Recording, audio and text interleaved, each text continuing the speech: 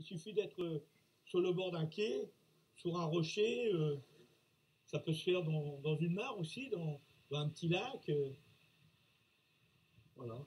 Donc là, déjà, on peut voir qu'il y a de la matière organique en suspension. Euh, Ce qui est important, c'est de ne pas avoir peur quand on regarde une goutte d'eau et de se dire ah, c'est tout ça que j'avale, mais c'est pas bon, c'est des microbes. Non, c'est pas des microbes, c'est des éléments vivants, c'est des poissons, des coquillages et des crustacés.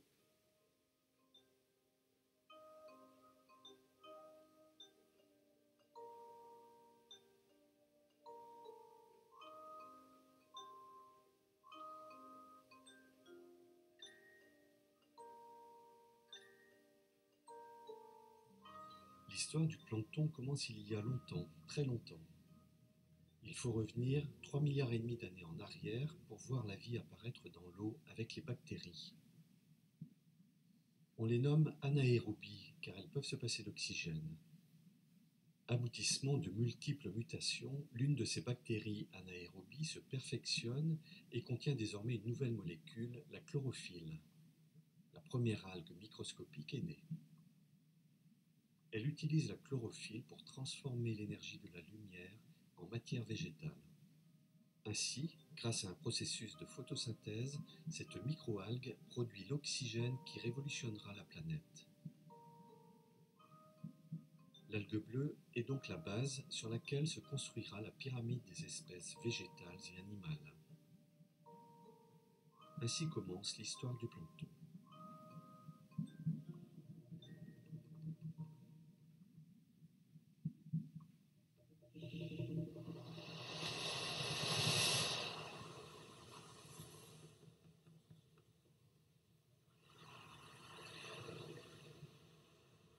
De nos jours, le plancton se trouve partout, dans les eaux salées, douces ou saumâtres.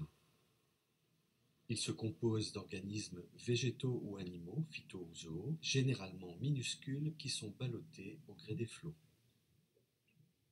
Même s'ils sont capables de mouvements limités, ils ne peuvent se déplacer à contre-courant.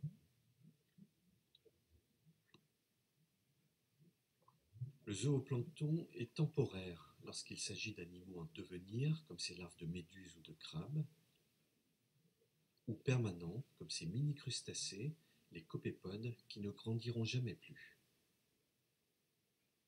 Le zooplancton joue un rôle essentiel parce ce sont les animaux qui font passer du monde végétal, planctonique, au monde animal des poissons et des crustacés. Et sans le zooplancton, les copépodes en particulier, qui jouent un rôle très important dans la chaîne alimentaire, la vie des poissons serait quand même difficile. Présent sur toutes les mers du monde, le plancton regroupe des milliers d'espèces.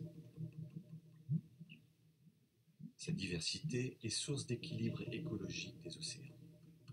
Pourquoi la biodiversité du plancton est importante? Plus vous avez une communauté phytoplanctonique diversifiée, plus cette communauté va être capable de produire de la biomasse, des lipides qui vont pouvoir être transférés vers les maillons trophiques supérieurs. À l'échelle de notre planète, le rôle du phytoplancton dans les échanges atmosphère-océan est essentiel. Les algues microscopiques, présentes dans les eaux marines de surface, fixent du dioxyde de carbone par photosynthèse.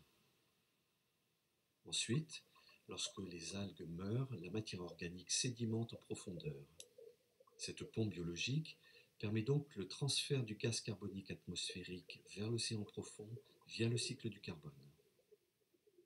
Le phytoplancton en particulier fixe à peu près autant de carbone annuellement que l'ensemble de la biosphère végétale terrestre.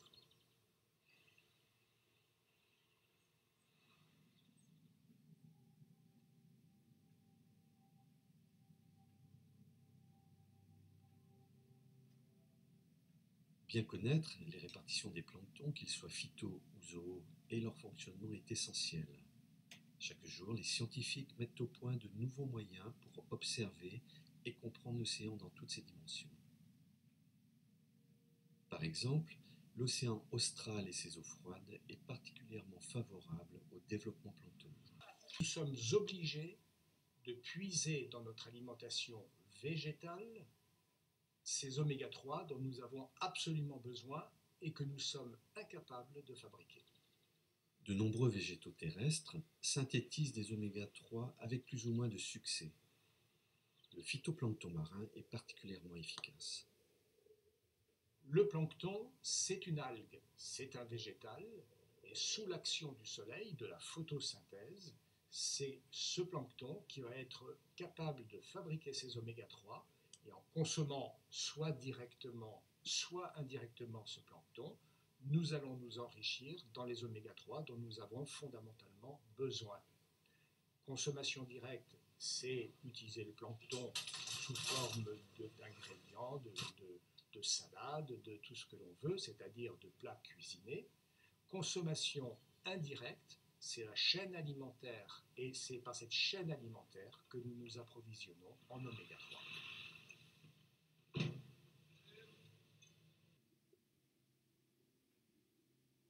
Alors que le chercheur et l'industriel s'emparent du plancton, pénètrent son intimité et tentent de l'apprivoiser pour mieux l'exploiter, beaucoup de choses restent à découvrir à l'échelle des océans.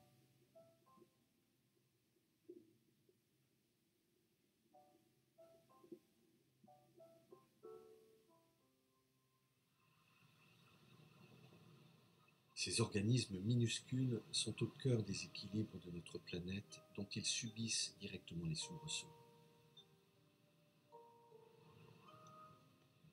Alors, les organismes planctoniques sont soumis à des perturbations telles que le changement climatique, l'acidification des océans, et ces perturbations, notamment le changement climatique, induit des migrations d'espèces depuis les zones subtropicales vers des zones tempérées.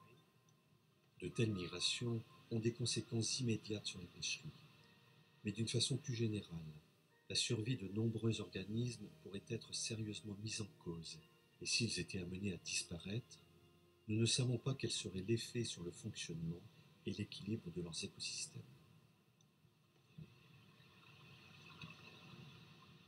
Pourquoi le plancton? Pourquoi est-ce qu'il faut faire des choses? Qu'est-ce qu'on fait en ce moment avec le plancton? Quels sont tous les enjeux du plancton? Parce qu'on a parlé effectivement d'alimentation, mais il y a aussi justement les échanges chimiques, etc.